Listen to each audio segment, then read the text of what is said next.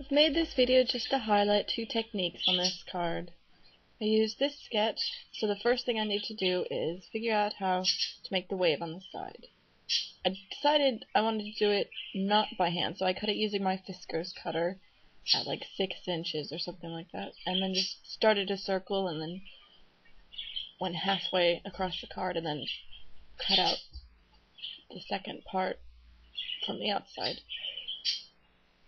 I tried a couple of ways to make the actual second part of the card, but just gluing it down and cutting it with the scissors worked the best for me. Because when I tried to do it with the fiskars, it was at a slightly different angle and looked funny. So I did it mostly with the scissors, and I touched it up with just a tiny bit with a craft knife, but I did that after the video.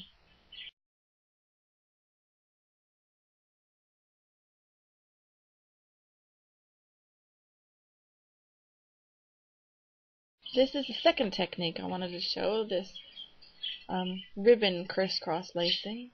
And the first and most important thing is to measure out exactly where you want the eyelets. I've got them 3/4 of an inch apart, and I'm marking it with a pencil. And you've got to have a good eraser when you work with pencil on your cards, because I already made one mistake. So I'm just marking where I want them to be, and I realized that it's too far in for me to use my crocodile, so I have to do the old-fashioned way. And for those who haven't seen it, I just skipped ahead, I got all the eyelets in, and I've actually got a really large needle that my small ribbon goes into, so I'm just weaving it through using a really fat needle, probably some sort of embroidery needle or something. And I'm just making sure all the ribbon lays flat and it's not twisting or curling, because it doesn't look as nice then. And I'm almost to the end, and when I get to the end I'll just make a little bow, which I'll glue down so it doesn't go anywhere. It's a pretty easy technique as long as you measure out where you want to put the holes.